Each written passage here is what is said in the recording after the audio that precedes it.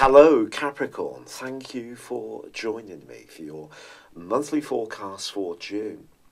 There continues to be the two big hitters of the higher octave planets, Saturn and Pluto in your zodiac sign. Now, they're going to be forging some very important contacts this month. And the month begins with the Sun and Mercury in the most practical part of your scope. This is about how we organise our lifestyle. It's about the finer details of things. It is about work, diet, fitness, and our approach to sacrifice when it comes to our obligations and responsibilities to others. But with these two big hitters in your sign, it's going to be important to try to understand the wider picture that you're facing, because in some ways the Sun and Mercury try to narrow your focus down. There's also a hugely idealistic backdrop to this month, one which is going to go on, frankly, through to September. It's an angle between Jupiter and Neptune.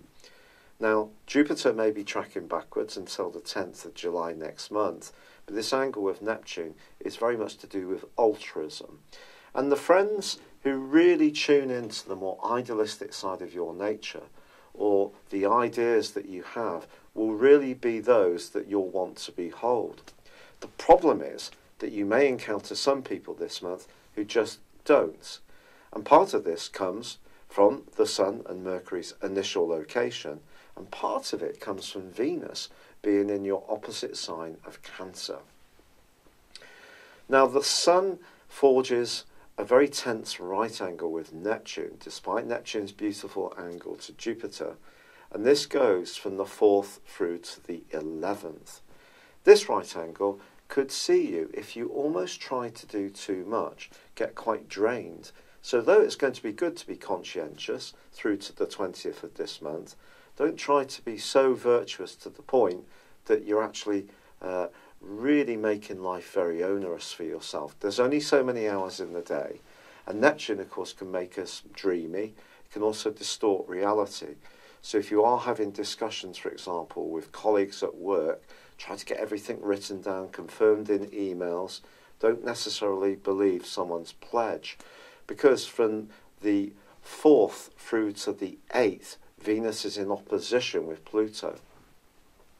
This is one of the most fascinating of all planetary influences, I think, because Pluto is about desire, but it's also about power.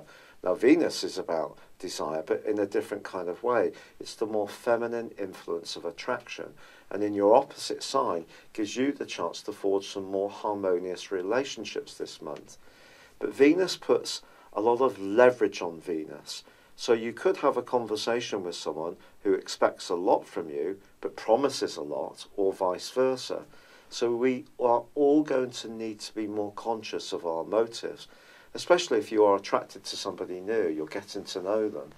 It may be that they seem to be hyper alluring to you, but at the same time, just give yourself a little bit of wiggle room to get to know them that much more. Now, it is also true to say that Mars moved in the middle of last month into an area which is good, broadly, for your financial situation. But this month forges two oppositions. One to the North Node, the point of destiny. This goes right through the month. And it suggests you shouldn't be too idealistic when it comes to how your desire to improve your lot fits together with other people's expectations. But Mercury, the planet of communication, in its home zone of Gemini initially, can give you such a precision it can almost be brittle, but things change for you on the 13th when it ingresses into the sign of Cancer. But no one could say that Mercury is particularly happy in Cancer, because, of course, Mercury is a more practical sign in its rulership through Virgo, and a more logical sign in its rulership through Gemini. So I think it's important to understand that even if some conversations are going in a more positive way, that it is going to still be important to understand the motivations on either side. Also, there's a new moon which occurs on the 13th as well in Gemini, but forges a tricky angle to, you've got it, Pluto. Pluto in your sign. So even if you're discussing things with people, especially to do with cooperation or working in a supportive way, your desire to get your own way in situations can really be quite strong still. Now on the 14th, Venus glides into the sign of Leo, which is about as hot and passionate as it gets for you. So you could look forward to a very exciting time over the next 4 weeks, but equally it goes into an opposition with Mars from the 18th through to the 28th. This is really quite tricky. When Mars and Pluto are in opposition, and in this particular instance, they're activating the most sensuous parts of your scope, the desire side of this month's influences are ramped up to an even higher level. If you're single, it could see you pulled magnetically towards someone who really takes your fancy.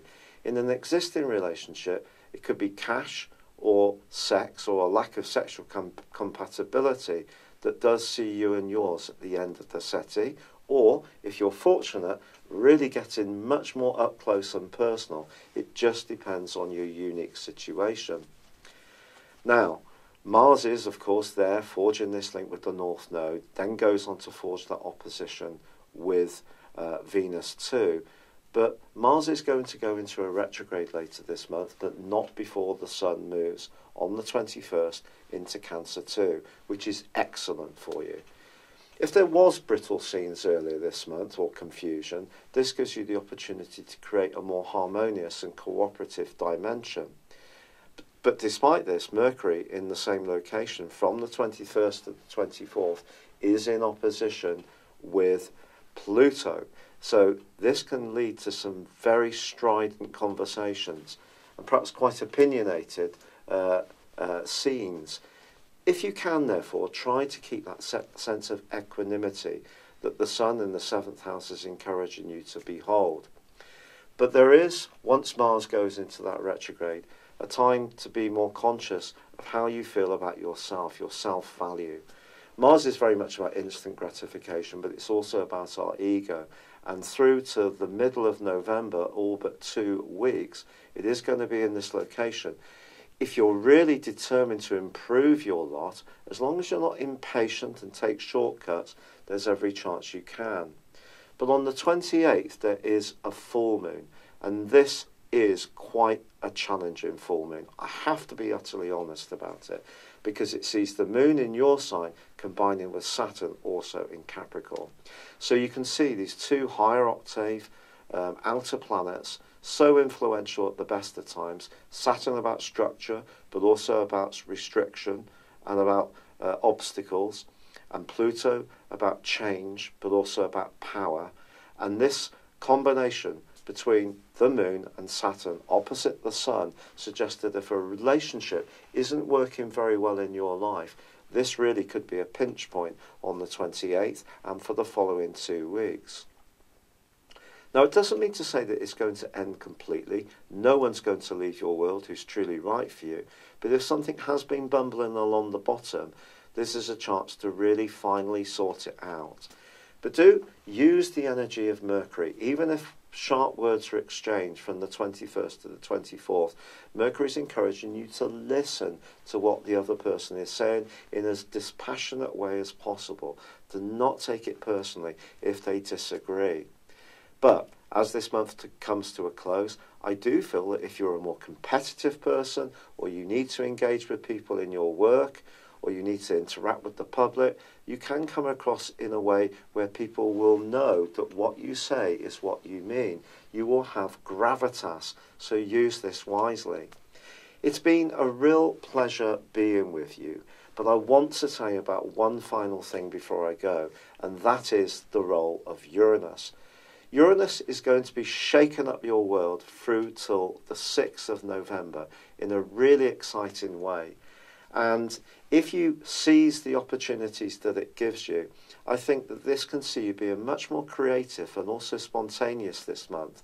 So although the first 2/3 of this month are about responsibility, the last third more specifically about relationships, being a freer spirit within all of that is certainly an exciting prospect for you.